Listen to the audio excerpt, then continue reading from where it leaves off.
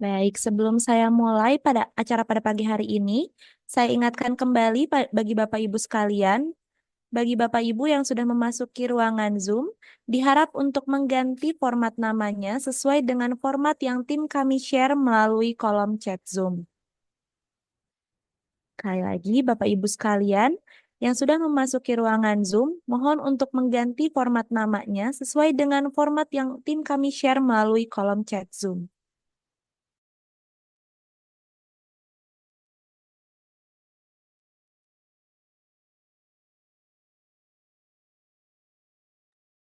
Bagi Bapak Ibu yang belum mendownload aplikasi Saktiling, Bapak Ibu bisa mendownload aplikasi Saktiling melalui Google Play Store atau App Store, atau Bapak Ibu sekalian bisa melihat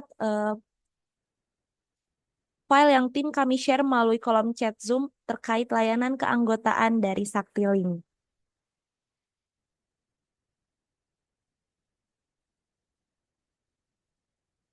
Saya ucapkan selamat pagi dan selamat datang pada acara Bincang-Bincang Sakti pada pagi hari ini.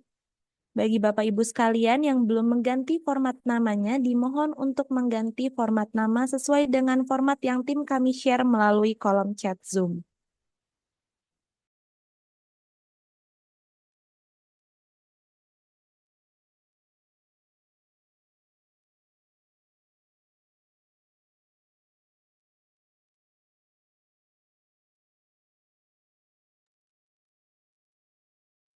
Baik, untuk mengefektifkan waktu, acara Bincang-Bincang Sakti pada pagi hari ini akan kita mulai. Sebelum kita mulai, alangkah baiknya untuk saya memperkenalkan diri. Perkenalkan, nama saya Diska Surya Pramesti selaku tim implementasi support yang pada pagi hari ini akan membantu kegiatan Bincang-Bincang Sakti Series 4 dengan tema perlindungan data pribadi di era digital. Adapun susunan acara pada pagi hari ini yang pertama pembukaan, yang kedua pembacaan doa, yang ketiga dokumentasi atau foto bersama, yang keempat adalah materi terkait perlindungan data pribadi di era digital yang akan disampaikan oleh Bapak Joniono Raharjo SH selaku pengacara dan penasehat dari IDX Co-op Ecosystem. Selanjutnya dilanjut dengan diskusi dan kemudian penutup. Baik, untuk acara pada pagi hari ini akan kita mulai terlebih dahulu. Sebelum kita mulai, alangkah baiknya untuk kita berdoa sesuai dengan agama dan kepercayaannya masing-masing. Berdoa disilahkan.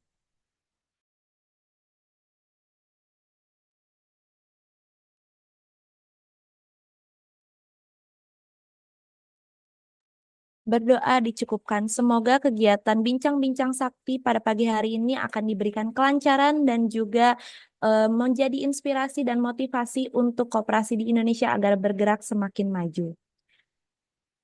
Untuk Bapak Ibu sekalian, dimohon untuk mengaktifkan kameranya karena kami akan melakukan sesi dokumentasi terkait kegiatan bincang-bincang sakti pada pagi hari ini. Bagi Bapak Ibu sekalian yang belum mengaktifkan kameranya, dimohon untuk mengaktifkan kamera karena kita akan melakukan dokumentasi.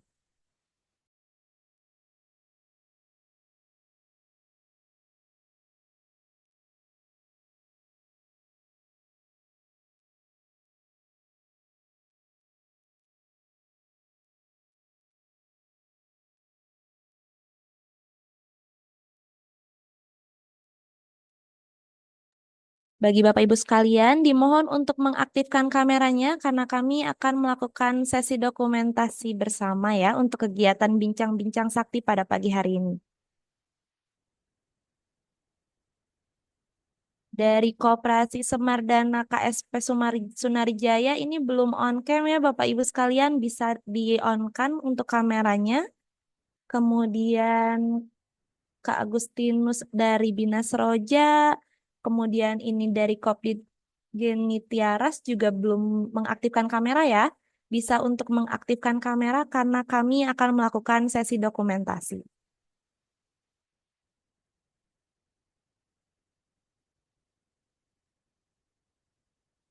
Hmm.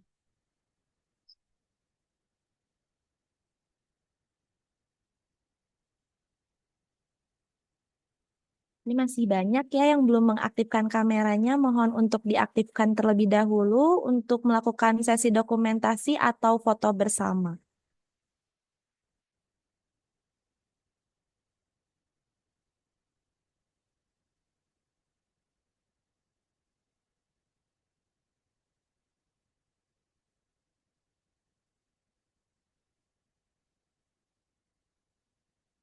Oke, baik.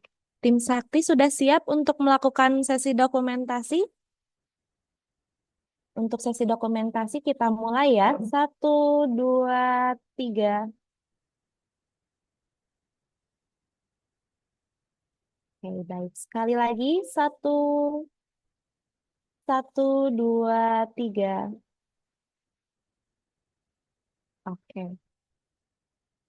Baik, bagi Bapak Ibu yang ingin tetap mengaktifkan kameranya itu disilahkan. Kita akan memasuki inti acara dari pagi hari ini ya Bapak Ibu sekalian, yaitu pembahasan terkait perlindungan data perlindungan data pribadi di era digital. Pada pagi hari ini kami akan membahas terkait pentingnya perlindungan data pribadi di era digital, kemudian juga kewajiban hukum koperasi sebagai pengendali data pribadi, dan juga resiko dan sanksi hukum apabila ada pelanggaran terkait data pribadi ya Bapak Ibu. Tentu saja pembahasan kali ini tidak akan dibahas oleh saya sendiri. Tentunya kami juga mengundang ahli dari bidang perlindungan data pribadi di era digital ini, yaitu Bapak Joniono Raharjo SH selaku pengacara dan penasehat dari IDX Co-op Ecosystem. Untuk Pak Joniono Raharjo, apakah sudah bergabung di Bincang-Bincang Sakti pada pagi hari ini? Baik, bagaimana Pak kabarnya? Semoga sehat selalu ya Pak ya. Untuk suaranya belum masuk ke Zoom ya Pak ya?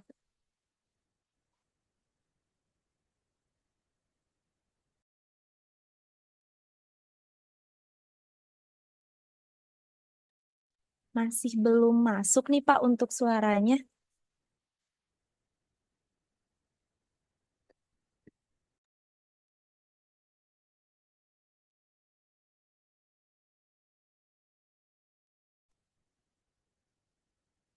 Sudah masuk? Sudah Pak. Oke, baik. Untuk materi hari ini mungkin nih Pak, apakah sudah siap untuk disampaikan kepada rekan-rekan koperasi terkait perlindungan data pribadi di era digital ya Pak ya? Sudah saya kasih ke apa namanya ke tim Oke, yang baik. mengenal dari tim nanti akan ini. Oke, mungkin untuk mengefektifkan waktu, kita bisa mulai terkait pembahasan pelindungan data pribadi di era digital ini ya. Bapak Ibu dimohon untuk aktif dan juga berpartisipasi dengan aktif ya untuk dibincang-bincang sakti kali ini karena pembahasannya sangat penting ya Pak ya untuk kita melangkah maju nih di era digital untuk koperasi ini ya Pak ya. Ya, Oke, baik. eh, karena apa namanya era digital itu kan kadang-kadang membuat kita menjadi cepat tangan, kadang-kadang salah pencet bisa juga menyebabkan data pribadi tersebar secara tidak sah gitu loh.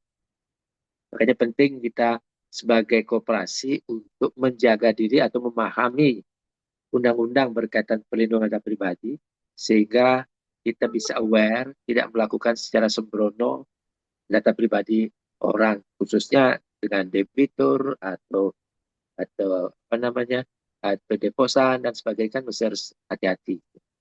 Oke, baik. Mungkin bisa dibahas lebih lanjut ya, Pak, terkait perlindungan data di era digital ini. Untuk mengefektifkan waktu juga, saya persilahkan kepada Pak Joniono untuk memulai pembahasan terkait perlindungan data pribadi di era digital. Kepada Pak Joniono, saya persilahkan. Baik, terima kasih. Mungkin dari tim bisa nanti menampilkan apa namanya slide sehingga kita bisa bahas secara bersama-sama. Waktunya tidak tahu berapa dialokasikan, tapi saya kira baik juga kita bahas tidak seluruhnya peraturan kita bahas, tapi ada hal-hal yang pokok saja yang kita bahas. Yang penting untuk kita ketahui secara bersama. Mungkin nanti ada waktu lain kita elaborasi lagi secara lebih mendalam hal-hal tertentu berkaitan dengan perlindungan data pribadi di di era digital ini. Dulu kalau kita lihat di masa yang lalu, nampaknya bahwa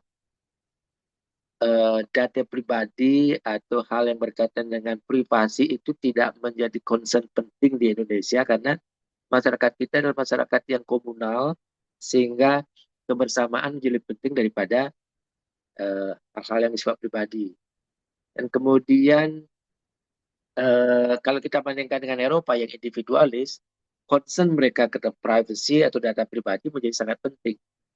Ya, oleh karena itu di Eropa mereka lebih berkembang berkaitan ketentuan ini jauh sebelum kita mengundangkan Undang-Undang Nomor 27 Tahun 2022 tentang data pribadi. Era digital saya kira kita semua sudah paham, apalagi generasi Z yang muda-muda pasti paham lah. Ya, mungkin ada hal yang menarik yang kita bisa lihat apa yang dikatakan oleh Klaus Schwab, yaitu di sekitar 10 tahun yang lalu dalam bukunya Fourth Industrial Revolution. Ya, dia mengatakan bahwa teknologi digital akan digunakan secara luas dan pervasif dan menjadi bagian integral dalam berbagai aspek kehidupan manusia. Ya, kehidupan pribadi menjadi seolah terbuka, mudah diakses melalui platform dan media online. Ya. 80% manusia akan hadir dalam dunia digital dalam bentuk digital present. Saya kira kita masing-masing mungkin punya lebih dari satu media sosial, Facebook, Instagram dan sebagainya. Kemudian dunia semakin terkoneksi, hidup digital terkait langsung dengan kehidupan fisik seseorang tanpa bisa dielakkan lagi. Mengelola digital present akan menjadi hal yang biasa ketika seorang ingin menampilkan diri kepada dunia setiap hari melalui fashion, kata-kata, dan tindakan. Jadi orang akan dapat mencari dan membagi informasi, mengekspresikan dengan bebas ide-ide, ditemukan, membangun dan memelihara hubungan secara virtual dimanapun di dunia ini melalui digital present. Dengan demikian, kadang-kadang orang tidak memahami bahwa dengan demikian, data pribadi, apapun terkait dengan data kita akan dibaca oleh begitu banyak orang, akan diketahui oleh begitu banyak orang. Dan bisa jadi data juga dimanfaatkan untuk kepentingan yang tidak benar, tanpa persetujuan kita. Oleh karena itu pertanyaannya adalah, apakah data-data yang kita peroleh secara digital melalui platform digital, online, dan sebagainya dapat kita sebarkan begitu saja tanpa izin subjek atau data pribadi? Kan itu pertanyaannya. Ya, kita dapat mengakses begitu banyak orang, kita bisa menyebarkan, tetapi kalau tanpa izin dari orang tersebut, ya itu akan menjadi masalah hukum. Itulah persoalan yang juga masuk ke koperasi, apalagi koperasi simpan pinjam yang banyak menggunakan data pribadi, banyak juga mengolah data pribadi untuk kepentingan pengembangan operasi, pinjaman, simpanan, dan sebagainya. Oke, lanjut. Pengaturan pelindungan data pribadi sebenarnya sudah ada dan sudah tersebar di banyak ketentuan. Ya, secara khusus misalnya di Undang-Undang 45 pasal 24G ayat I itu mengenai hak asasi manusia. Ya. Ya, setiap orang berhak atas perlindungan diri pribadi, keluarga, kehormatan, martabat, harta benda yang di bawah kekuasaannya, serta berhak atas rasa aman dan perlindungan dari ancaman ketakutan untuk tidak berbuat sesuatu yang merupakan hak asasi. Jadi Undang-Undang Dasar sendiri sebenarnya sudah meletakkan dasar yang pertama mengenai hak asasi dan setiap orang untuk diperlakukan secara benar, untuk dihormati martabatnya dan tidak bisa digunakan begitu saja untuk kepentingan orang lain atau yang merugikan subjek data pribadi. Di Undang-Undang Nomor 11 tahun 2008 tentang IT ya juga disebutkan ya kecuali ditentukan oleh perundang-undangan penggunaan setiap informasi melalui media elektronik yang menyangkut data pribadi seseorang harus dilakukan atas persetujuan orang yang bersangkutan. Dijelaskan bahwa persetujuan orang yang bersangkutan atau subjek data pribadi menjadi penting. Lanjut. Kemudian di Peraturan Pemerintah Nomor 71 tahun 19 tentang penyelenggaraan sistem, ya, sistem apa namanya,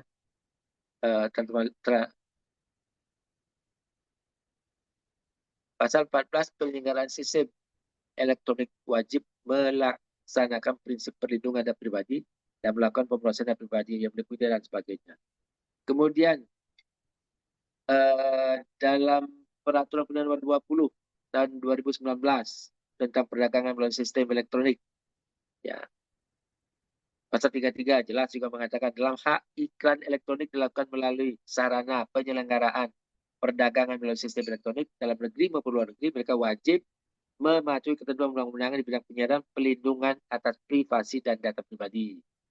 Kemudian ya Undang-Undang 17 2023 tentang kesehatan itu jelas juga setiap orang berhak memperoleh kerahasiaan data dan informasi kesehatan pribadi.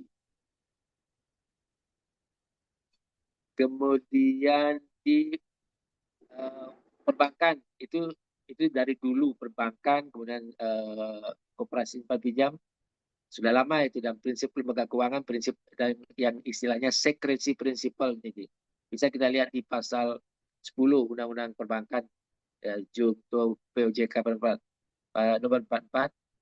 Bank wajib merahasiakan keterangan mengenai nasabah penyimpan dan simpanannya dan atau nasabah investor dan investasinya.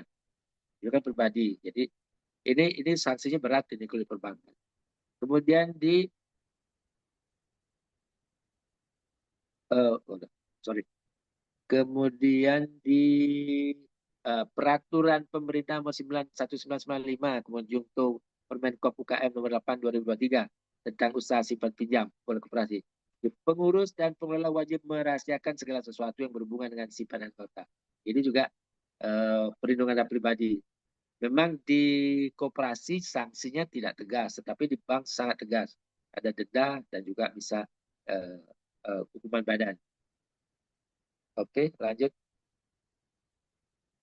Kemudian di kawal perdata itu secara keseluruhan pelanggaran terhadap ketentuan-ketentuan tadi secara keseluruhan kita bisa gugat di pengadilan negeri. Dasarnya ini dia perbuatannya melanggar hukum, ya dia perbuatannya melanggar hukum dan membawa kerugian kepada orang lain, mewajibkan orang yang menimbulkan kerugian itu karena kesalahannya untuk menggantikan kerugian tersebut. Itu tegas itu juga perlindungan. Jadi semua pelanggaran-pelanggaran di ketentuan tadi ujungnya kalau kita buka ke pengadilan pasti dasar ini juga kita pakai.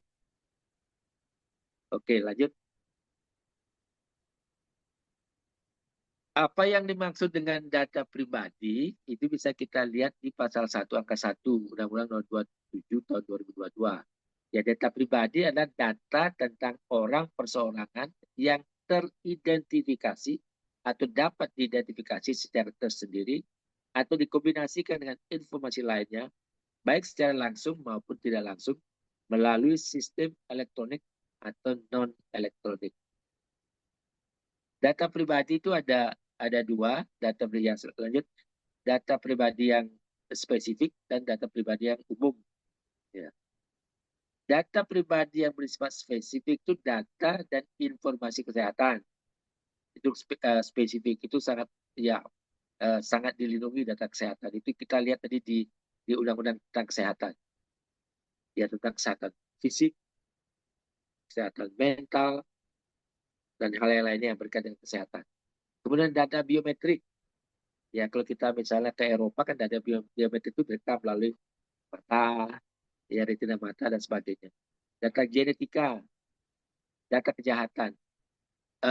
Ini menjadi hal yang baru juga mengenai data kejahatan ini. Tidak boleh kita menyebarkan begitu saja kejahatan seorang yang telah dihukum di masa lalu melakukan kejahatan dan telah dihukum.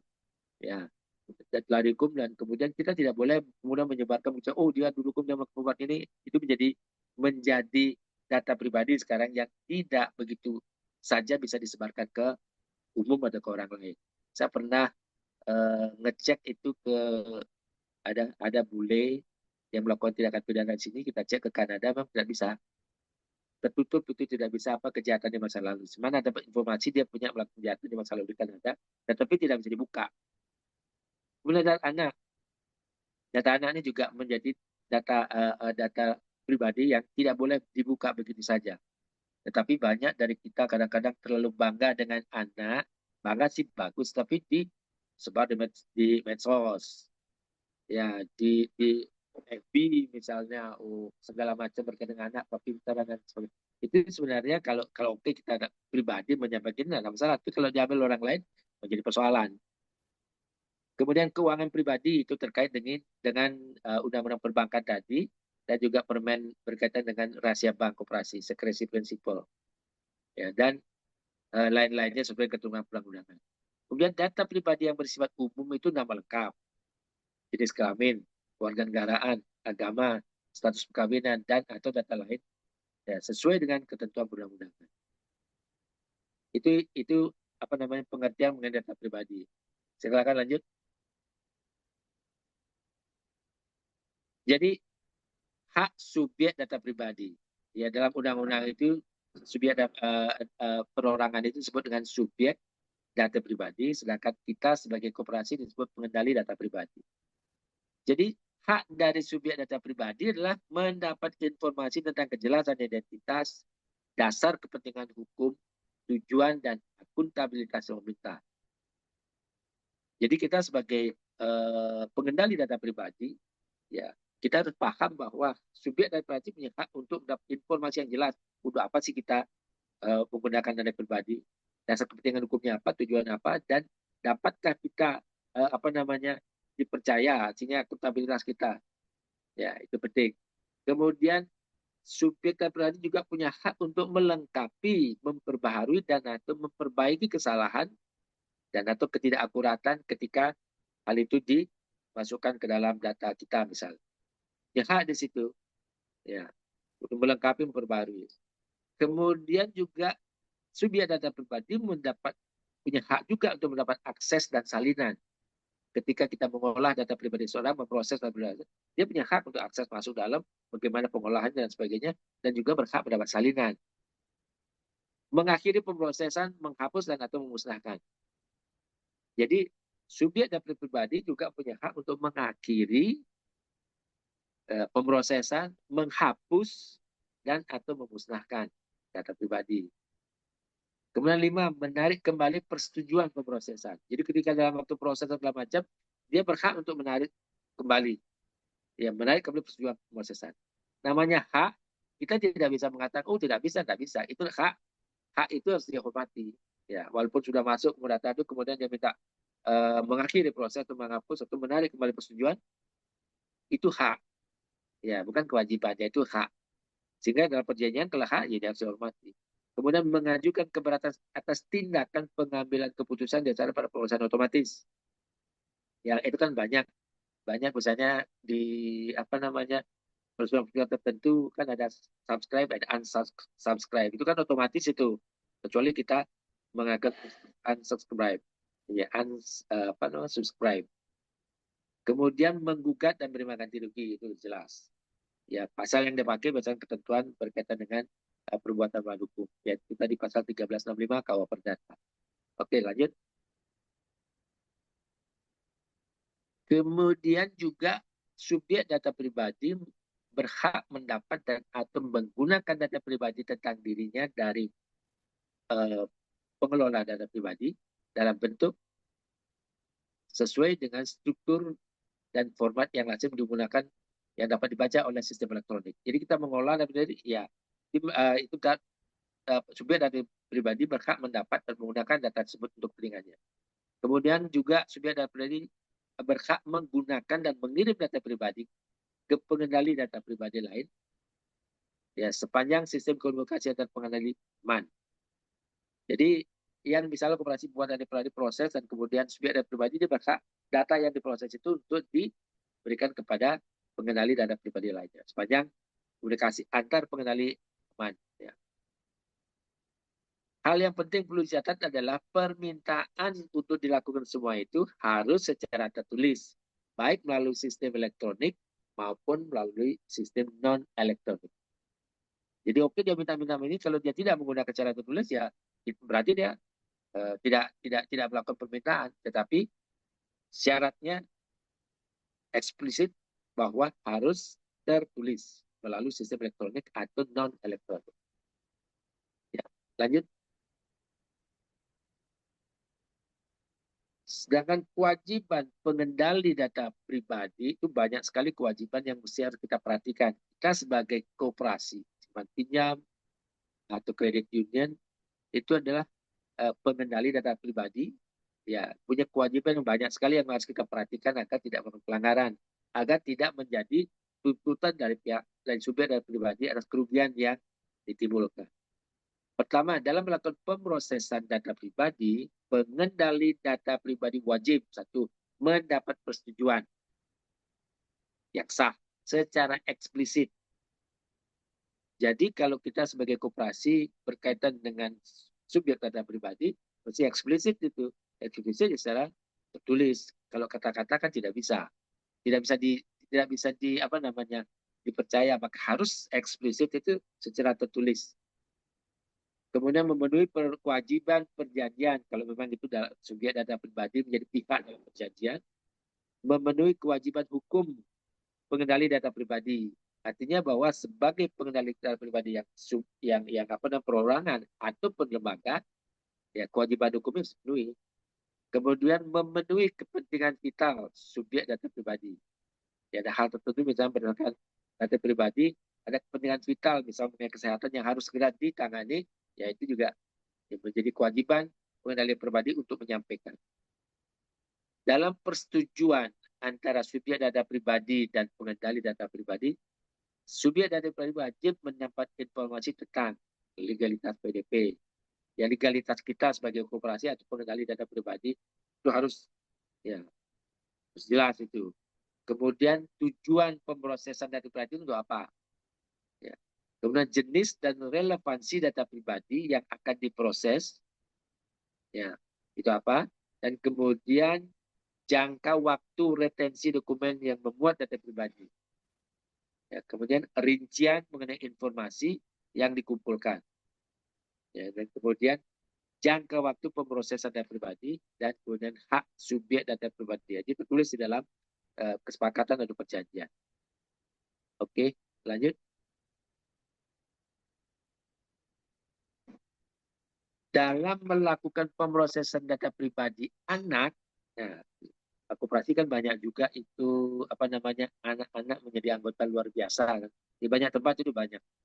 Sehingga dalam melakukan proses data pribadi anak, pengendali data pribadi wajib mendapat persetujuan yang sah dari orang tua si anak secara eksplisit.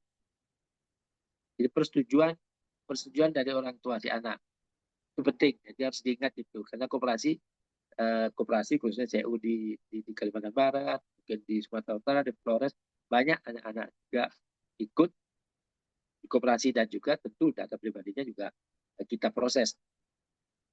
Kemudian memperbaiki dan atau memperbaharuinya dalam waktu 34 jam sejak diterima permintaan dari subjek data pribadi. Kemudian memberi akses kepada subjek data pribadi terhadap pemrosesan data pribadi tadi sudah ada.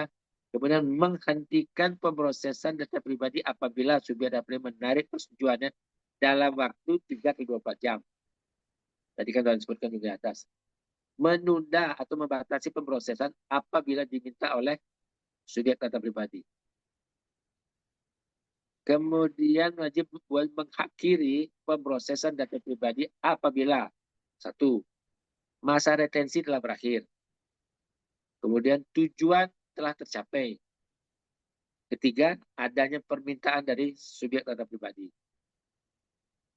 Kemudian menghapus data pribadi apabila tindakan tidak diperlukan lagi pemrosesan pribadi, jadi harus dihapus. Ya. Kemudian persetujuan ditarik oleh subjek data pribadi atau atas permintaan subjek data pribadi. Dan data pribadi diperoleh atau diproses secara melawan hukum. Itu segera harus menghapus data pribadi. Lanjut. Kemudian juga wajib memusnahkan data pribadi apabila masa retensi telah berakhir. dan ada keterangan yang keterangan di perjanjian bisa dimusnahkan. Dua, atas permintaan subjek data pribadi sebenarnya. Kemudian tidak terkait dengan proses hukum dan atau data pribadi diperoleh atau diproses secara melawan hukum. Jadi menghapus dan memusnahkan kan dua hal yang berbeda. Menghapus itu dalam apa namanya tulisan dan sebagainya secara online itu dihapus. Setelah memusnahkan itu ada CD, ada ini, kemudian ada hard copy dan sebagainya harus dimusnahkan. Dalam hal transfer data pribadi dalam negeri, misalnya pengendali data pribadi wajib yang wajib melakukan perlindungan data pribadi sebagaimana dimaksud dalam undang-undang ini. Kemudian luar negeri, pengendali data pribadi wajib memastikan bahwa negara tujuan juga mempunyai kualitas yang sama dalam perlindungan data pribadi. Ya, itu penting. Lanjut.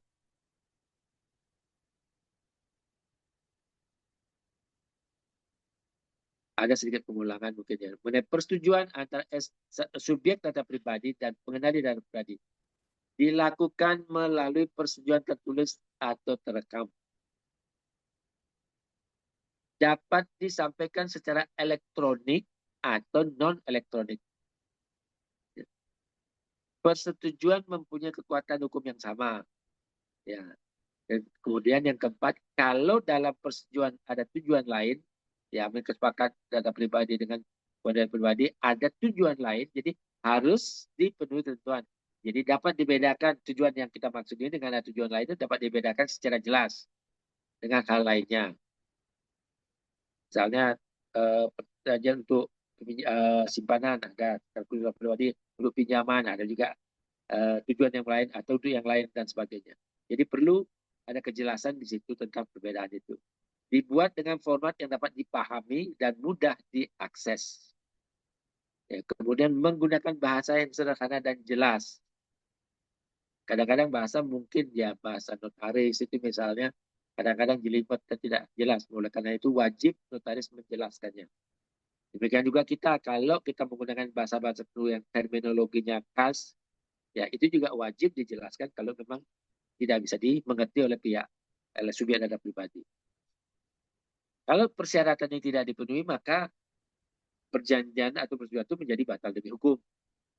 Ya, batal demi hukum itu artinya bahwa sejak awal perjanjian itu tidak ada. Kalau dapat dibatalkan, artinya salah satu pihak boleh membatalkan.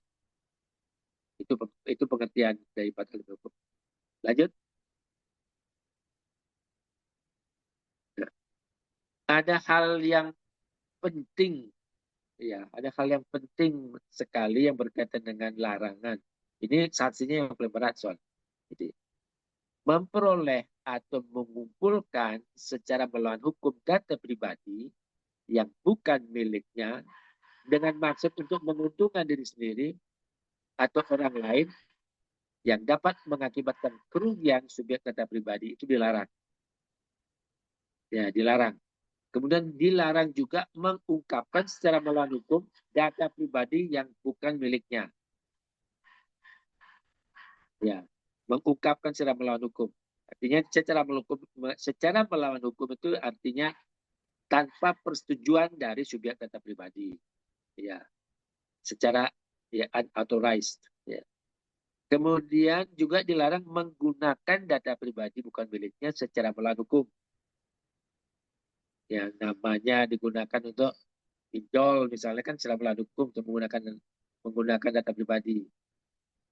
Kemudian membuat data pribadi palsu, data pribadi kita yang palsu, kita buat palsu, atau memalsukan data pribadi dengan maksud untuk menguntungkan diri sendiri atau orang lain yang dapat mengakibatkan kerugian bagi orang lain.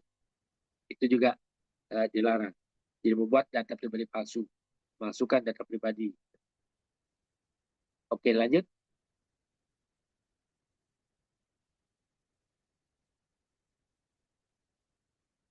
Sanksi. Jadi khusus terhadap pelanggaran akan kewajiban-kewajiban tadi di atas, ya kita sebagai pengendali data pribadi hanya dikenakan sanksi administratif, ya berupa pertama teguran itu oleh pihak yang berwenang melakukan teguran atas Tadi kemudian penghentian kegiatan, ya.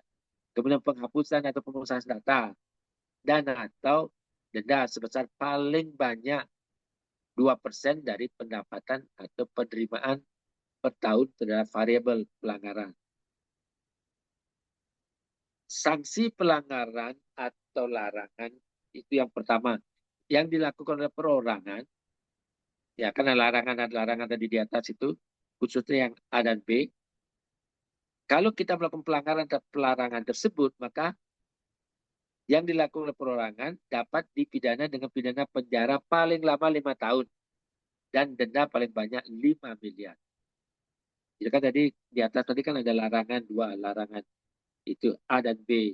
Itu sanksinya nih, kalau dilakukan oleh perorangan, ya dalam perorangan artinya mungkin salah satu staf atau manajer dan sebagainya, sanksinya paling lama 5 tahun dan denda paling banyak 5 miliar. Ya paling lama 5 tahun itu artinya ya di bawah 5 tahun bisa, 5 miliar ini di bawah 5 miliar juga bisa. Tapi itu denda paling banyak, paling lama 5 tahun dan paling banyak 5 miliar. Oke lanjut.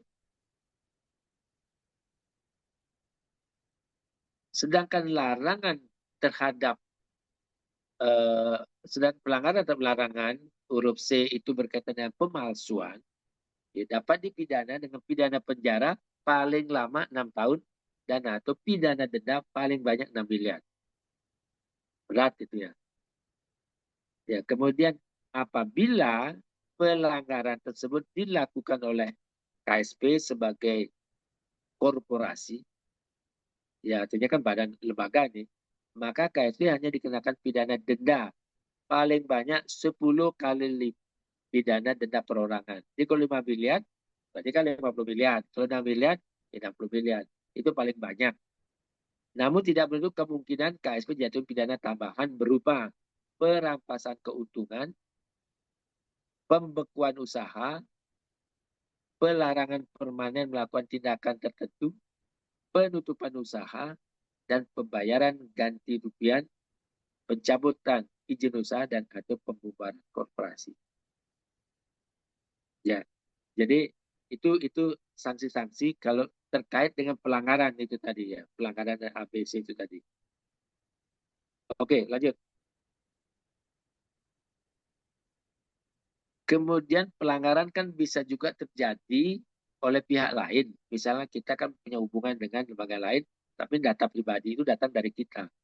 Ya, bisa saja pelanggaran dilakukan oleh mereka. Ya, oleh karena itu dalam melakukan kontrak-kontrak terhadap lembaga lain, semestinya dimasukkan juga klausul tersendiri berkaitan dengan non-disclosure agreement. Ya, atau kita buat syarat tersendiri, non-disclosure agreement, atau dimasukkan dalam perjanjian itu sendiri. Masuk di dalamnya mengenai perjanjian yang non-disclosure agreement itu. Ya, boleh terpisah, boleh menjadi bagian dari perjanjian yang ada. Itu penting agar kita juga terhindar dari tuntutan subjek data pribadi yang dirugikan karena pengungkapan data pribadi secara tidak sah. Saya kira kita juga Sakti juga melakukan beberapa kerjasama dengan pihak lain yang melakukan ini dan saya kira sudah melakukan itu secara terpisah. Tapi boleh juga dimasukkan dalam perjanjian. Koperasi-koperasi juga KSP juga kita juga penting karena nanti kan tentu kita akan kerjasama dengan lembaga lain, ada kerjasama dengan koperasi lain berkaitan dengan ini juga perlu menyiapkan ini non disclosure agreement di dalam perjanjian itu sendiri atau secara terpisah. Oke, kita oke kita lanjut.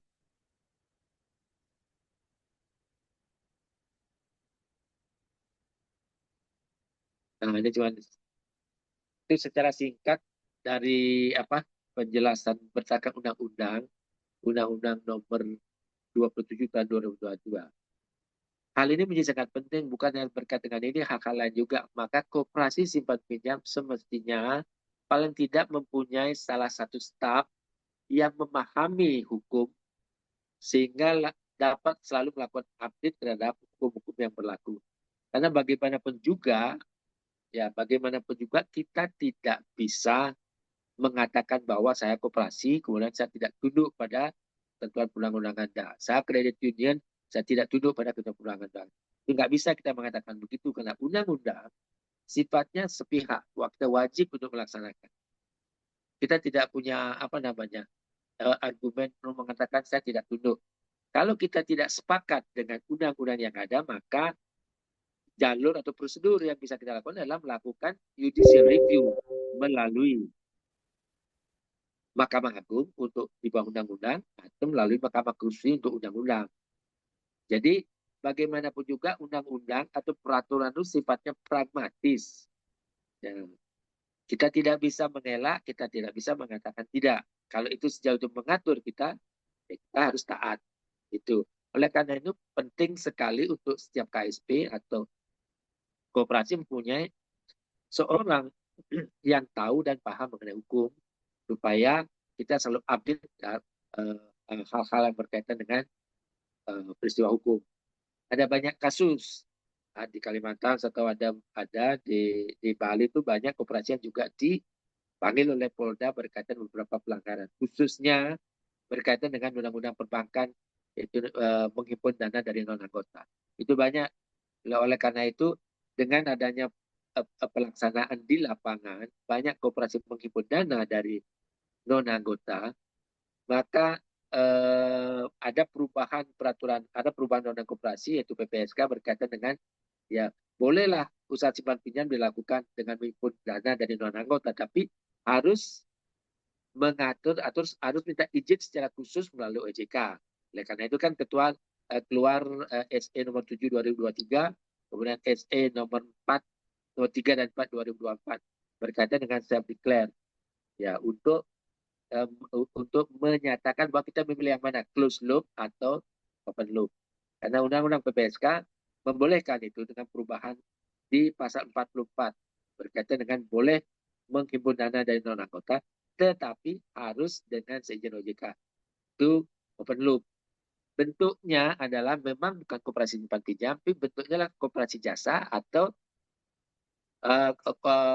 misalnya LKM, Lembaga Keuangan Mikro Berbadan Hukum Koperasi, atau bank berbadan hukum koperasi itu dimungkinkan. Ya.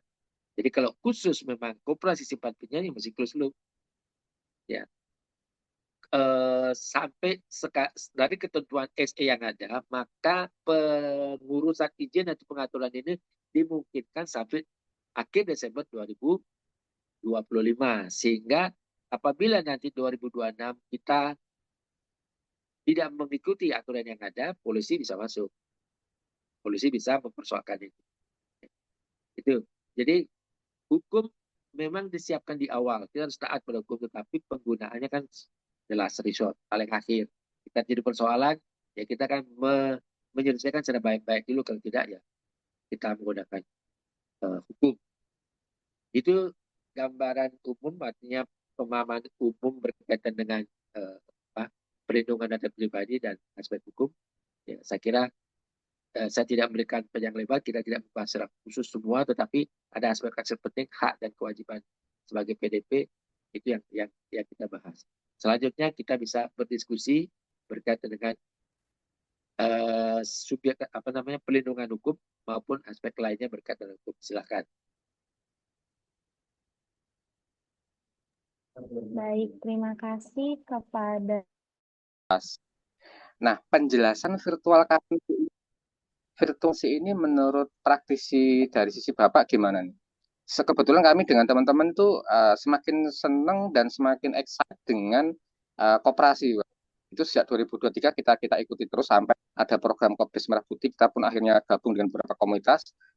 Nah, kami merasa kita nanti nggak perlu membuat PT Persero atau kita nanti kemas koperasi. Kita analisa betul nih celah-celah regulasi yang bisa kita masukkan sehingga kita bisa beroperasi menggunakan bank koperasi. Nah, ini mungkin minta penjelasan tentang ini tadi virtual currency yang diterapkan yang ada hubungannya di blockchain. Terima kasih Pak. Mohon maaf kalau agak panjang.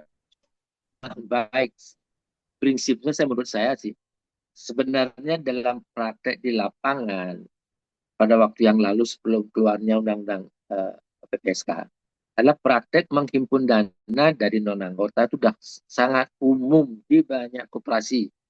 Ya, Padahal kalau kita melihat ketentuan di Undang-Undang Koperasi di PP nomor 9 tahun 1995, kemudian dengan turunan Permenkopnya sudah sangat jelas bahwa yang dapat dilayani oleh koperasi simpan pinjam adalah anggota, dulu calon anggota, tapi sekarang kan tidak lagi, kemudian koperasi lain dan anggota koperasi lain.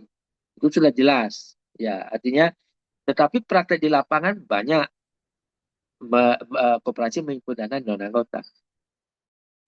Mungkin saat timbangan itu muncullah PPSK mengubah, yang mengamandemen pasal 44 huruf berapa lupa saya.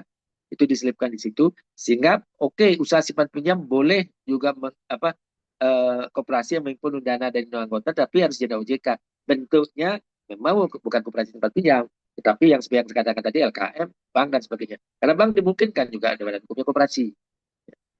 Kemudian kalau kita kaitkan dengan ketentuan di pasal 16 Undang-Undang 10 tahun 1998 nomor perbankan dan kemudian BPOJK nomor berapa dengan undang OJK, dengan undang yang baru itu meskipun dana dari izin OJK, kecuali penghimpunan dana itu diatur secara khusus. Penghimpunan dana diatur secara khusus itu adalah koperasi. Salah satunya koperasi. Jadi koperasi boleh menghimpun dana dari anggota, dari masyarakat boleh, tetapi anggota masyarakat itu harus anggota koperasi atau koperasi lain. Kan itu kalau ketentuan yang baru, ketentuan yang lama, calon anggota. Setelah ketentuan yang baru, Permenkop nomor 8 2023 hanya mengatakan dari anggota yang melakukan layanannya kepada anggota, penghimpunan dari anggota atau koperasi lain. Itu saja. Sedang kaitan dengan virtual account, kalau itu nantinya dikoperasikan tentu yang boleh menerima layanan itu hanya boleh anggota saja karena virtual account dan pelayanan. Oleh karena itu, bagaimanapun juga kita tidak bisa keluar dan memakai OVO saja bisa. Kalau kita masuk ke itu harus kita melihat pelayanan siapa yang boleh dilayani itu saja, anggota dan koperasi lain. Kalau di luar itu, kalau bicara dimasukkan di luar itu ya nggak bisa. Karena ada juga banyak koperasi yang menghimpun dana dari sekolah, ya kan. Otomatis anak-anaknya tidak menjadi anggota, banyak anak lain menjadi anggota. Tetapi itu dihimpun di beberapa koperasi dan itu menjadi salah satu sumber juga pendana. Ya bagaimana caranya ya? Kalau kita saklek undang-undang nggak bisa kamu jadi non anggota dia atau menjadi anggota luar biasa misalnya, itu juga nggak bisa. Ya ini persoalan akan menjadi ranah pidananya kepolisian. Kepolisian tidak mau tahu. Ketika dia mengecek, karena syaratnya kan harus ada daftar anggota harus ada melalui buku secara manual, secara digital, kalau secara elektronik. Ya. Kalau dilihat di situ sama polisi selalu saya menampingi beberapa polisi selalu melihat ada enggak kalau bukan anggota ya udah pelanggaran pasal 16 Undang-Undang 10 tahun 1998 juga pasal 46. Hukumannya berat di penjara dan cukup banyak yang sudah masuk penjara, ada pengurus dan ada juga manajer terkait dengan penghimpunan dana dari non anggota. Itu yang bisa saya sampaikan. Jadi kalau virtual account kalau selama itu dinikmati oleh anggota pasti tidak masalah. Itu yang bisa saya sampaikan. Terima kasih. Ya, izin terakhir Pak, nanti minta kontak kalau diizinkan, izin untuk bisa diskusi atau konsultan atau kalau berkenan sih bisa nanti menjadi advice atau apa dari sisi hukum Pak. Karena dari kami Oke, dengan teman-teman ini bukan nggak ada, tapi kita kalau tidak ada pendekatan forum seperti ini kan saya bilang rekomendasi banyak, hotline Paris juga bisa. Cuman kita yang perlukan adalah pendekatan humanity-nya dulu. Nah dari situ kita bisa nih minta advice dari. Nah mungkin kalau saya tidak diizinkan, saya minta izin kontak Pak supaya bisa mendapatkan silakan. pengarahan. Ya silakan. Terima kasih Bang ya. Saya terbuka untuk diskusi. Ya saya juga terbuka untuk menerima masukan karena hal-hal yang baru banyak dengan berkembangnya era digital ini banyak sekali yang saya sendiri juga tidak paham. Ya saya juga butuh diskus dengan Bapak yang memahami lebih dalam itu.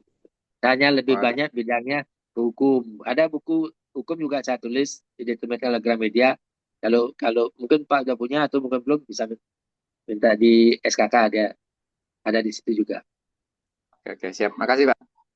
Oke, sama-sama.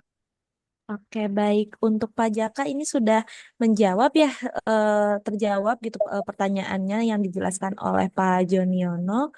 Mungkin sebelum kita masuk ke sesi diskusi selanjutnya, ini saya izin untuk mengingatkan kembali kepada Bapak Ibu sekalian untuk mengisi daftar hadir dari kegiatan Bincang-Bincang Sakti pada pagi hari ini. Untuk link dari daftar hadirnya sudah tim kami share melalui kolom chat Zoom ya Bapak Ibu sekalian. Jadi dimohon untuk mengisi daftar hadir dari kegiatan Bincang-Bincang Sakti pada pagi hari ini. Nah, mungkin ini sudah ada juga yang raise hand. Ini dari Pak Latif Effendi. Bisa langsung di open mic saja Pak untuk diskusi pada pagi hari ini dengan Pak Joniono.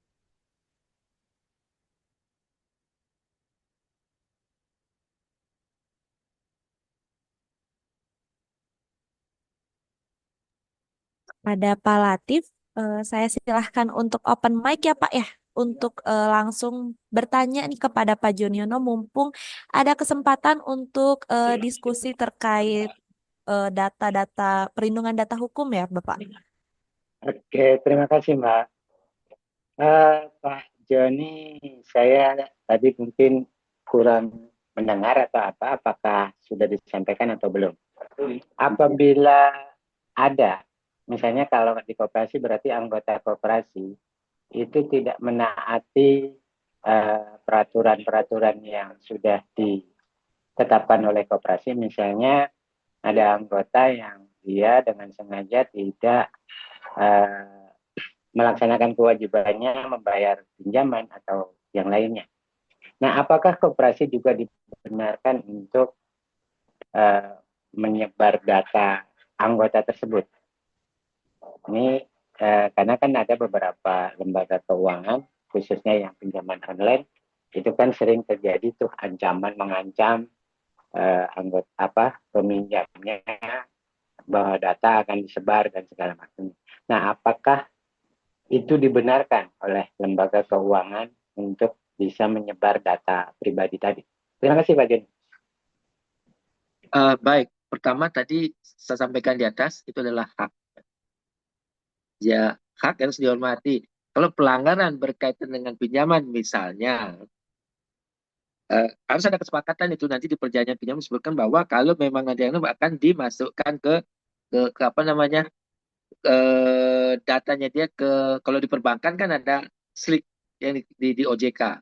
Ada koperasi mungkin sampai saat ini belum punya, tetapi rasanya dengan ketentuan mengenai satu data koperasi itu mungkin nantinya arahnya ke sana. Jadi di perjanjian mesti harus disepakati juga bahwa kalau memang dia tidak mampu nantinya dan kemudian ngemplang segala macamnya, dia boleh datanya dia khusus data pinjaman orang itu tidak berkaitan yang di luar itu kan enggak. Karena yang disepakati adalah pinjaman jumlah dia berapa, siapa peminjamnya dan sebagainya, katakan itu aja. Kalau data kesehatan misalnya lanjut dipakai juga nggak bisa. Anaknya misalnya sebagainya nggak bisa. Jadi berdasarkan dengan itu disepakati dalam perjanjian bahwa kalau nanti macet akan dimasukkan ke apa namanya daftar pinjaman yang macet semacam slik dan sebagainya. Itu disepakati sehingga bisa diakses oleh mereka yang punya kepentingan terhadap debitur ini. Jadi kalau sebar begitu saja data nggak boleh, berisiko itu ya karena tidak ada kaitan dengan kemacetan itu. Itu ya jawaban dari saya. Baik, terima kasih Pak Joni. Ya, baik. Mungkin dari Bapak Ibu sekalian, apakah masih ada yang ingin didiskusikan nih terkait keamanan data? Oke, ini dari Pak Jezi Suryo ya.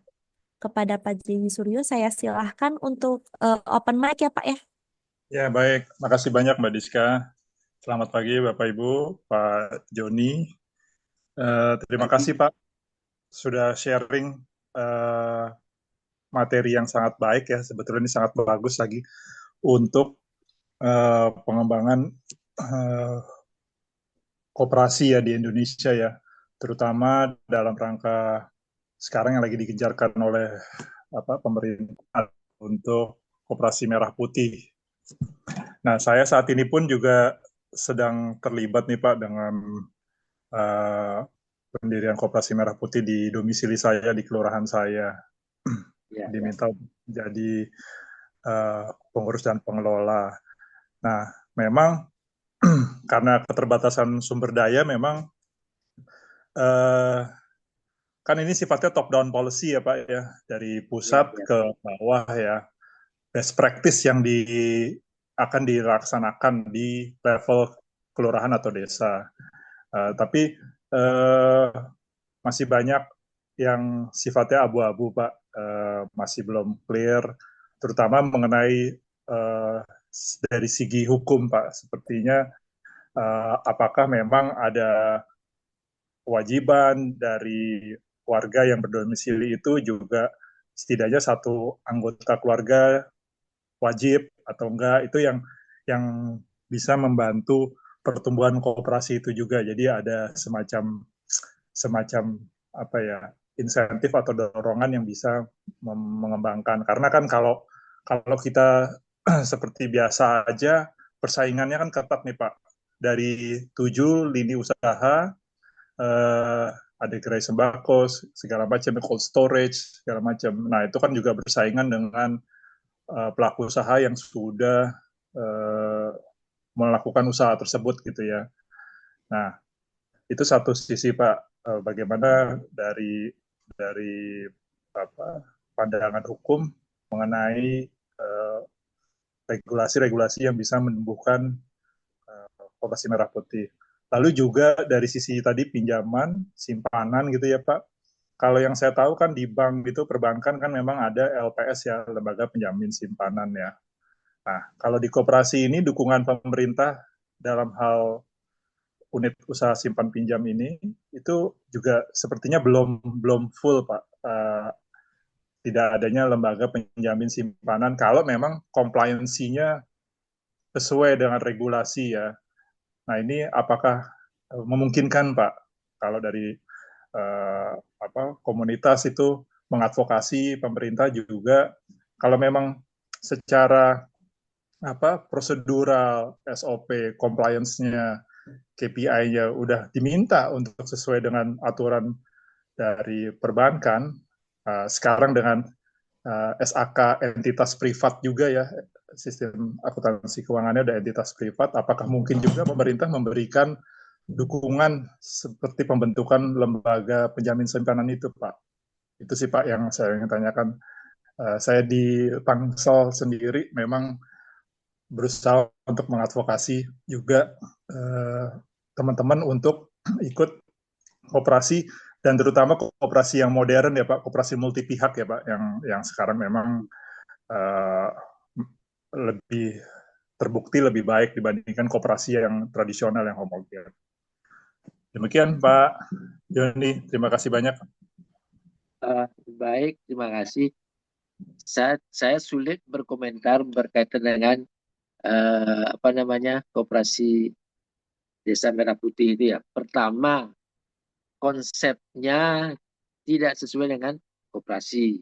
Karena koperasi modal awalnya adalah kan simpanan pokok, simpanan wajib dari anggota dikumpulkan menjadi modal.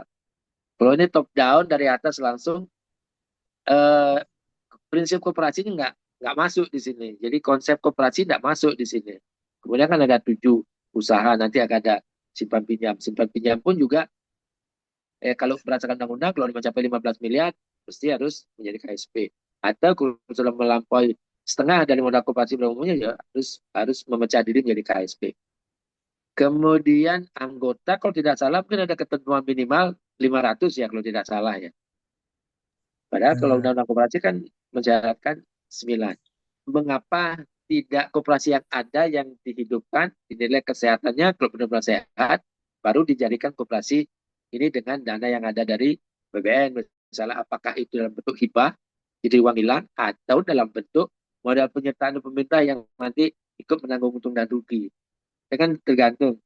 Jangan-jangan jadi bancaan dan menimbulkan kerepotan karena sampai saat ini kalau tidak salah ada ribuan kepala desa yang terlibat kasus korupsi dana desa. Jangan-jangan ini jadi persoalan lagi nanti, tapi mudah-mudahan sih tidak demikian, tetapi bagaimanapun juga konsep dasarnya tidak sesuai dengan koperasi menurut saya, karena mulainya dari atas, bukan dari masyarakat bawah yang mengumpulkan uang, kemudian membantu dirinya sendiri untuk dapat mengelola keuangan secara lebih baik. Kemudian belum lagi persaingan dengan yang lain-lainnya. Kalau di Bali ada LPD, ada BPR, ada koperasi, ada banyak lah. Tetapi kan itu persoalannya tersendiri. Kemudian mereka dengan LPS, kalau LPS seperti di perbankan, lumayan juga sebenarnya iurannya. Apa kok iuran? Apa istilahnya? Semacam premi yang dibayar kepada LPS kan lumayan besar, itu kan uang hilang. Ya sama dengan asuransi penggelapan kan juga ada. Itu juga uang hilang, 2% dari yang kita jaminkan, kita asuransikan. Jadi kalau LPS sebenarnya sangat baik kalau memang bisa pemerintah membentuk badan tersendiri berkaitan dengan lembaga jaminan ini. Karena ini juga bisnis sendiri, tersendiri. Yang ada sekarang kan jaminan jam kerja misalnya di desa berkaitan dengan kredit. Ya ada beberapa juga yang lain. Kemudian Inkoplit juga punya juga apa namanya PT Padai yang berkaitan juga dengan jaminan ini. Tetapi sampai saat ini yang definitif artinya yang benar-benar ada berkaitan dengan lembaga simpanan di koperasi itu belum ada. Tapi kalau pemerintah membentuk badan itu ya baik juga. Ya, karena karena menjadi usaha yang baik karena ada berapa ratus ribu koperasi yang akan menjadi anggota ya dengan beberapa apa namanya kreditur atau debitur yang dijamin misalnya di lembaga penjamin itu jadi bisnis yang sangat bagus dan Haji pasti ya, akan menguntungkan gitu. Pak Haji. Ya, Haji. Panjaitan. Haji Panjaitan. Itu yang Iya. Sama Panjaitan. Iya. baik. Itu kira-kira yang bisa saya sampaikan. Baik Pak, terima kasih banyak Pak Joni. Kalau gini Pak, kalau misalnya untuk koperasi-koperasi yang baru terbentuk itu, apakah memang ada layanan konsultasi hukum ya Pak, yang bisa diakses untuk misalnya menanyakan suatu kasus atau suatu Eh, rangka kerja? nggak tahu saya. Kalau Oh, kalau nggak tahu. saya di Bali mengadvokasi beberapa koperasi, Hmm, ya saya dari Bali mengadvokasi beberapa koperasi. Kemudian KMK kan baru itu Permenkop nomor berapa ya? 7 tahun ya, 2021 ya. 2021 betul, nomor 8. Ya, itu mengenai multi pihak koperasi. Bagus Betul. juga memang dengan cara begitu kan antara produsen konsumen kan bisa mengatur harga di lembaga itu sendiri. Cuman belum berkembang pesat karena baru Pak Firdaus ahlinya baru nulis buku juga, nah itu sudah diterbitkan belum? Ya, Karena lagi Pak menulis Firdaus, buku. ya, Kalau begitu kan kayaknya mau diterbitkan itu. iya betul-betul. Memang, tapi itu saya rasa memang kalau menurut Bapak memang itu masa depan koperasi ya Pak, KMP itu ya Pak. Sangat bagus karena di luar negeri juga berkembang udah lama itu. Karena dengan Hmm, adanya koperasi multi pihak kan ada kelompok-kelompok tertentu yang bisa mengatur sendiri antara hmm. produsen konsumen dan pemasaran dan Ah, sebagainya kan bisa diatur sendiri kalau itu jalan dengan baik. betul, betul, betul. Baik. Terima kasih banyak Pak Joni. Sama-sama. Ya, Baik, terima kasih juga Pak Jezi ya. Semoga bisa terjawab dan mungkin nanti apabila membutuhkan terkait layanan hukumnya bisa menghubungi Pak Joniono saja ya Pak ya untuk konsultasi terkait hukum di koperasi itu seperti apa. Ini ada pertanyaan nih Pak di kolom chat Zoom dari Kak Beni dari Lampung. Berkaitan berkas pinjaman yang tidak cair, anggota akan meminta kembali berkasnya. Jika koperasi tidak memberikan dengan alasan untuk berkas pinjaman di koperasi, kira-kira itu diperbolehkan atau tidak ya, Pak ya? Tadi kan sudah saya sampaikan kalau kalau tidak terjadi kesepakatan ya nggak bisa ditahan. Tadi kan ada dikebalik tanpa persetujuan kalau dia misalnya dia ingin menarik itu adalah hak dia harus dikembalikan nggak bisa ditahan.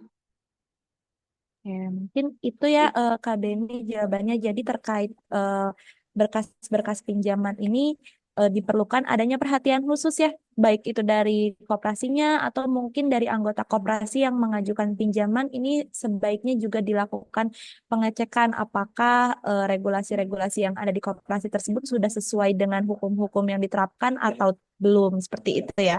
Mungkin ini saya buka diskusi lagi untuk satu pertanyaan terakhir sebelum kita masuk ke sesi berikutnya. Dari Bapak Ibu sekalian, apakah masih ada yang ingin didiskusikan? Ini bisa langsung di raise hand aja atau bisa disampaikan pertanyaannya melalui kolom chat Zoom ya Bapak Ibu sekalian.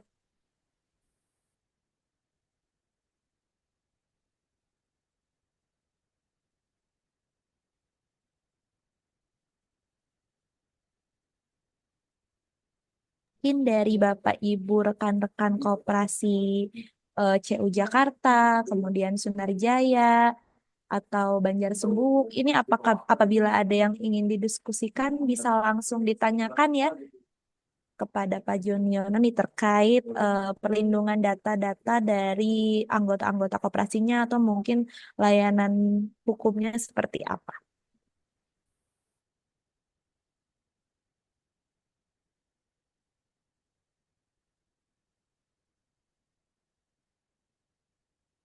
Sambil menunggu Bapak Ibu sekalian, ini saya izin untuk mengingatkan kembali bagi Bapak Ibu yang sudah hadir di kegiatan Bincang-Bincang Sakti pada sesi kali ini, dimohon untuk mengisi daftar hadir ya Bapak Ibu sekalian. Jadi nanti Bapak Ibu yang hadir bisa mendapatkan informasi terbaru kegiatan Sakti Center dan jangan lupa untuk mengisi daftar hadirnya ya Bapak Ibu sekalian. Ini ada pertanyaan nih Pak Juniono dari Ibu Susiati dari Dekopinda Lumajang. Apa boleh koperasi melelang aset anggota yang dijaminkan ke koperasi? Itu untuk ketentuannya seperti apa ya Pak? Baik, pertama aset itu diikat secara bagaimana? Kalau tanah dan bangunan mesti hak tanggungan.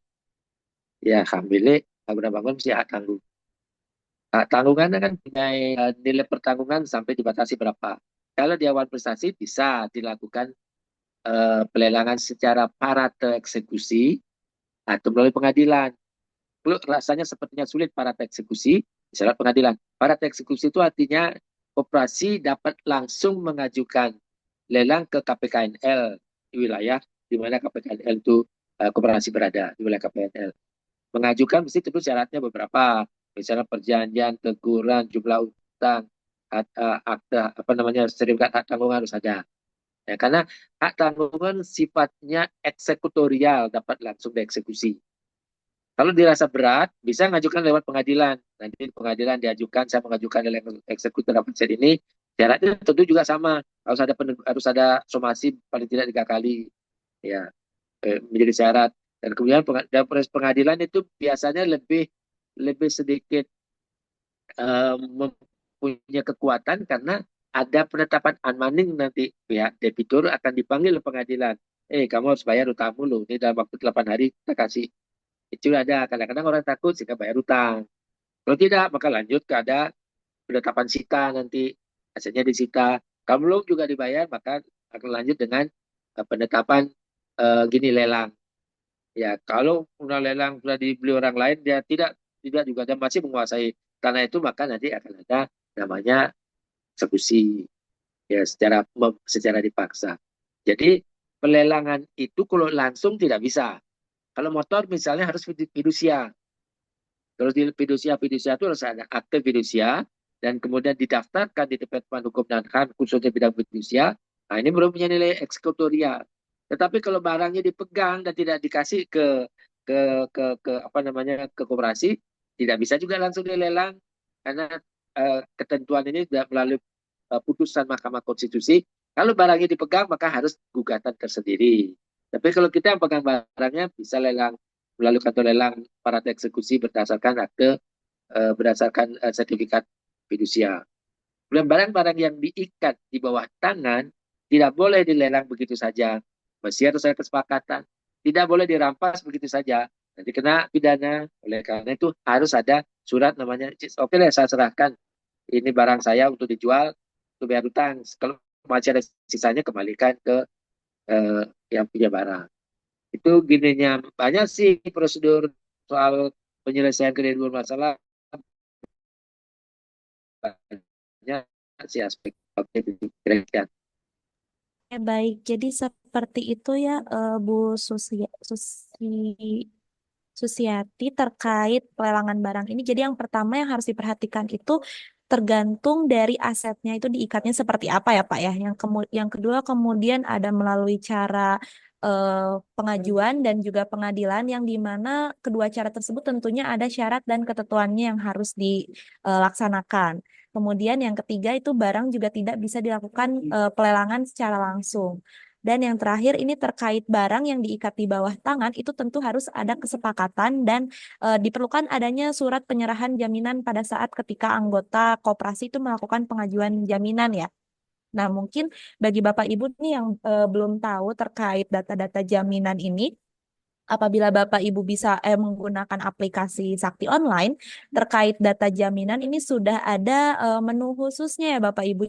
Jadi di situ sudah tertera terkait dokumen pengajuan jaminannya seperti apa, kemudian juga template penyerahan jaminan nanti ke anggota koperasinya seperti apa itu sudah ada di aplikasi. Kemudian juga daftar-daftar jaminannya sudah bisa didaftarkan melalui aplikasi dan juga bisa ditentukan ya nanti status pengikatnya apakah di bawah tangan atau tidak, kemudian melalui tanda tangan notaris atau seperti apa itu nanti bisa disesuaikan di sistem dan tentunya terkait keamanan dari aplikasi Sakti sendiri ini sudah terdaftar dan tersertifikasi ya. Untuk sertifikatnya sendiri ini terkait keamanan data aplikasi Sakti sudah tersertifikasi ISO. Kemudian juga sudah terdaftar di Kominfo. Jadi bagi Bapak Ibu mungkin yang masih ragu, masih bimbang terkait penggunaan aplikasi Sakti, ini jangan khawatir untuk perlindungan datanya ya Bapak Ibu sekalian karena sudah kami pastikan aman dari segi perlindungan datanya. Nah, mungkin ini sebelum saya masuk ke sesi selanjutnya, saya ucapkan terima kasih kepada Pak Joniono ya yang sudah eh, menyampaikan terkait perlindungan datanya, kemudian regulasi-regulasi yang harus ditetapkan oleh koperasi, kemudian juga tadi terkait subjek hukumnya seperti apa, kemudian sebagai dari sisi koperasi itu ketika melakukan layanan hukum ke anggotanya itu seperti apa. Semoga ilmu yang disampaikan oleh Pak Joni Yono ini bisa diterapkan oleh Bapak Ibu sekalian ya. Dan apabila nanti di kemudian hari seperti apa ini bisa ya Pak ya untuk menghubungi Pak Joniono. Nah tadi Joniono juga advokasi untuk Ya, beberapa koperasi ya benar. Pak ya. Nah, Oke, mungkin Joniono ya untuk layanan dan konsultasi hukumnya seperti apa. Saya ucapkan sekali lagi saya ucapkan terima kasih kepada Pak Joniono yang sudah memberikan insight kepada kami semua terkait pelindungan data pribadi di era digital ini ya Pak ya. ya, terima kasih atas partisipasi Bapak Ibu juga yang hadir, yang mau mendengarkan. Mudah-mudahan kita bisa berdiskusi lebih lanjut. Saya suka sih berdiskusi, banyak masukan juga dari pendengar dan dari saya, kita bisa diskusikan bersama lah, bisa sharing ilmu. Ya, saya harapkan ke depan kita bisa lakukan hal-hal yang lainnya berkaitan dengan hukum yang saya bersedia. Terima kasih. Baik, terima kasih Pak Joniono. Ini kita bisa masuk ke sesi selanjutnya ya. Bapak Ibu sekalian, untuk sesi selanjutnya ini ada kuis dan juga spin wheel bagi Bapak Ibu yang beruntung akan mendapatkan hadiah dari tim Sakti ya Bapak Ibu. Untuk kuis ini nantinya akan mendapatkan hadiah bagi 3 orang pemenang. Kemudian untuk yang spin wheel ini bisa mendapatkan hadiah untuk 2 orang pemenang ya Bapak Ibu. Nah mungkin untuk tim operator ini bisa di-share ya terkait linknya. Ini sudah ada di kolom chat Zoom. Bapak Ibu bisa mengakses link dari kuisnya ini melalui kolom chat Zoom ya Bapak Ibu. Untuk materinya nanti bisa kami share ya Bapak Ibu untuk materi pada kegiatan bincang-bincang sakti kali ini.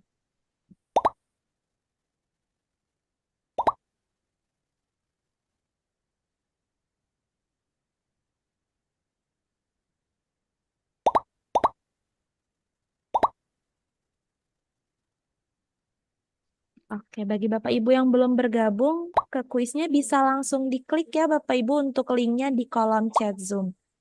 Ini baru ada sebagian nih, baru ada dari Mas Ari di CU Binas Roja, kemudian Pak Jaka, Pak Jezi Suryo, Bu Susiati. Untuk Bapak Ibu yang lainnya mungkin bisa sambil join ya atau bergabung ke link kuisnya yang ada di kolom chat Zoom.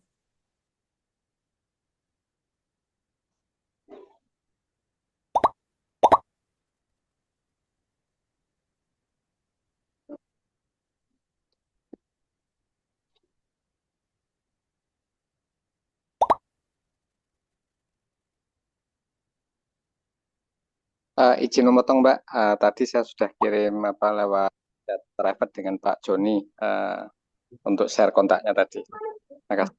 Oke, baik. Terima kasih, Pak. Oke, ini baru 19 peserta ya yang ikut bergabung ke kuisnya. Bagi Bapak Ibu yang belum bergabung, ini bisa diklik linknya ya Bapak Ibu. Karena bagi pemenang ini akan mendapatkan hadiah menarik tentunya dari tim.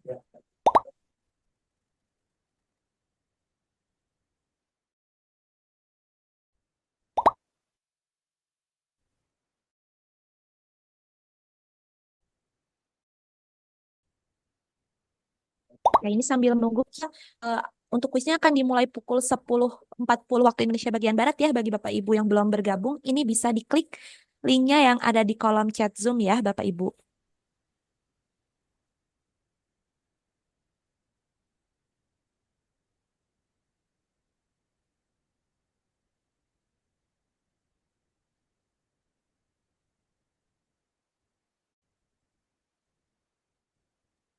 Sambil menunggu bergabung, bagi Bapak Ibu yang tadi belum mengisi daftar hadir, nanti setelah kuis dimohon untuk mengisi daftar hadirnya ya Bapak Ibu sekalian terkait kehadiran Bapak Ibu di acara Bincang-Bincang Sakti pada sesi kali ini. Nah, ini waktu sudah menunjukkan pukul 10.40 waktu Indonesia bagian Barat ya. Mungkin untuk tim Sakti bisa dimulai ya untuk permainan kuis pada sesi kali ini.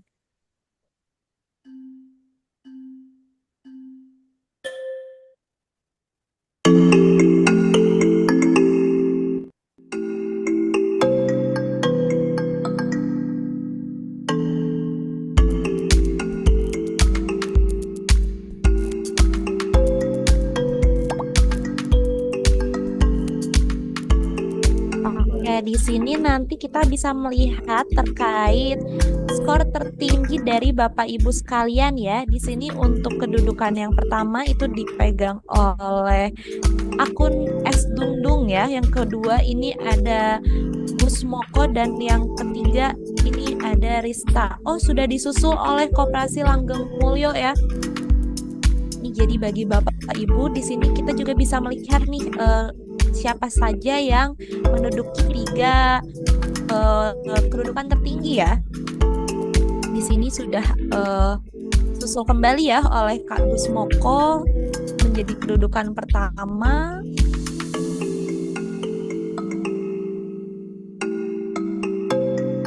Untuk kuis kali ini kita akan mengambil 3 orang pemenang ya Bapak Ibu. Jadi nanti 3 orang tertinggi dari kedudukan ini akan menjadi pemenang dari sesi kuis kali ini. Ini kedudukan pertama ada Kak Vicky dari Kopdit Genti Aras. Ini masih susul menyusul nih untuk kedudukan kedua dan ketiganya ya.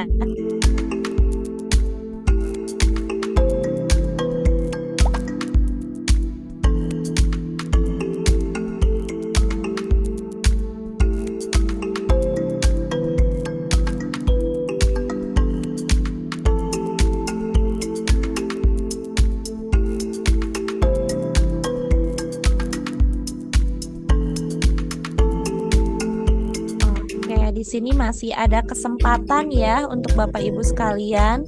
Di sini masih ada di 68%. Untuk kuisnya akan kami stop ketika persentasenya sudah menunjukkan di 80% ya Bapak Ibu. Di sini untuk kedudukan pertama itu sudah berganti menjadi Pak Jaka, kemudian kedudukan ketiga ada Kak Indra dan yang ketiga ada Pak Zainal nih.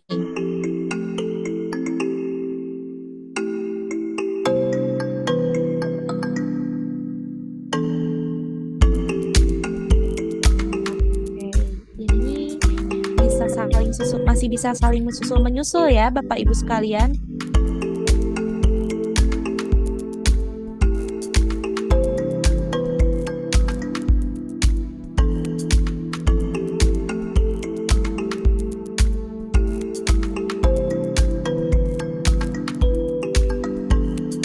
Oke, kedudukan pertama ini ada Pak Jaka, kemudian ada Kak Roza Indra, dan yang ketiga ada Pak Zainal nih. Oke, ini kita bisa di stop aja ya tim Sakti untuk sesi kuisnya, untuk kita mengetahui ini siapa yang akan menjadi pemenang. Oke, di sini sudah ada pemenangnya ya. Untuk pemenang pertama ini ada Pak Jaka, kemudian yang kedua ini ada Kak Roza, dan yang ketiga ada Pak Zainal. Nanti untuk ketiga pemenang ini akan menghubungi tim Sakti atau dihubungi oleh tim Sakti untuk mendapatkan hadiah dari eh, sesi kuis di acara Bincang-Bincang Sakti series kali ini.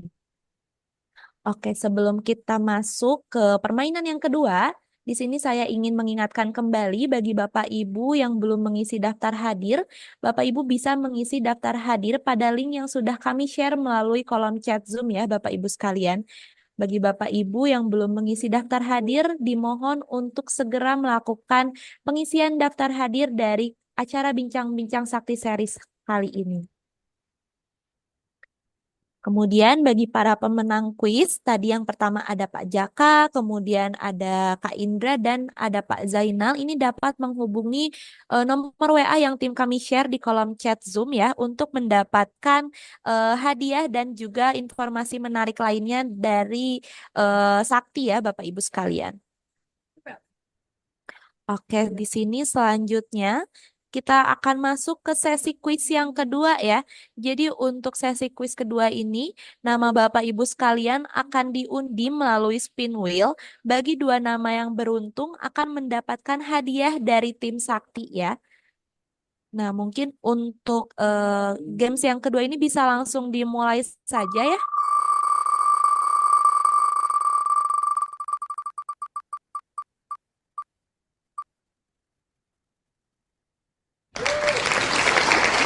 Oke, di sini sudah didapatkan pemenang pertama dari Kak Cornelius Putra dari KSP Kabari ya.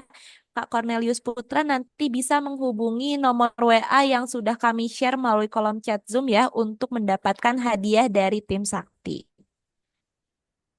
Oke, ini kita lanjut untuk mencari pemenang dari games yang kedua ini ya.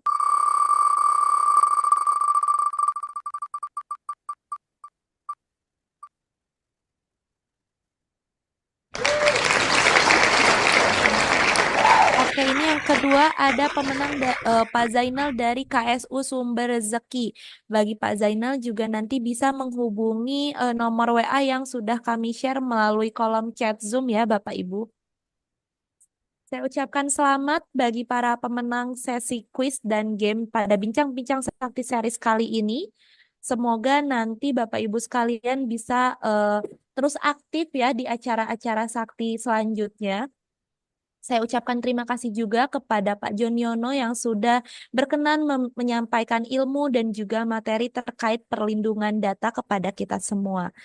Tidak lupa juga saya ucapkan terima kasih kepada tim Sakti dan Bapak Ibu Koperasi sekalian yang sudah hadir pada acara Bincang-Bincang Sakti kali ini.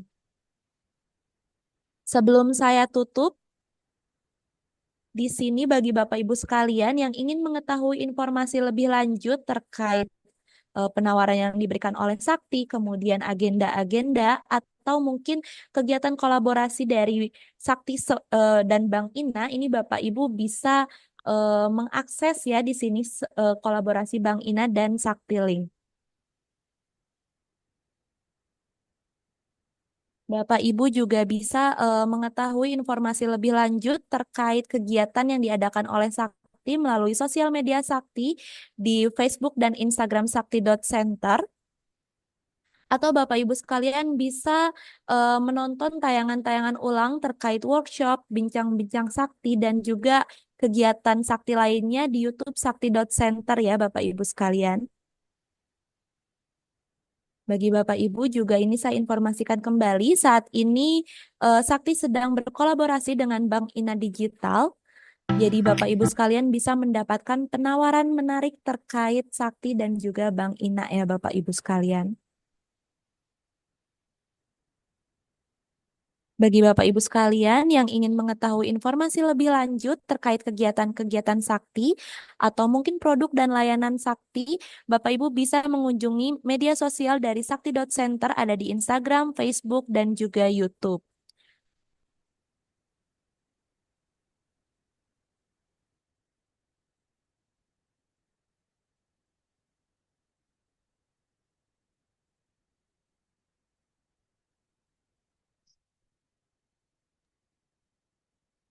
Saat ini juga kami menyediakan buku koperasi dalam perspektif hukum Indonesia dengan harga yang cukup menarik ya dan juga mendapatkan diskon eksklusif sekitar 10% bagi Bapak Ibu yang sudah hadir menjadi peserta di kegiatan Bincang-Bincang Sakti series kali ini. Bapak Ibu sekalian dapat memesan buku ini melalui link yang tertera di kolom chat Zoom atau pada layar ya Bapak Ibu sekalian.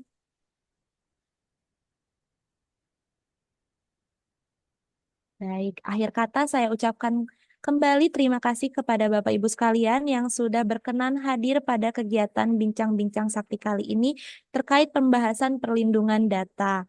Bagi Bapak Ibu sekalian, apabila nanti ingin mengetahui terkait siaran ulang dari kegiatan Bincang-Bincang Sakti kali ini, Bapak Ibu bisa menyaksikannya melalui YouTube Sakti.Center ya Bapak Ibu sekalian.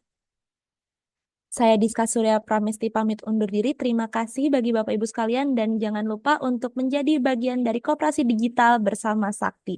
Akhir kata saya ucapkan terima kasih kembali. Terima kasih. Wassalamualaikum warahmatullahi wabarakatuh. Selamat siang Bapak Ibu sekalian.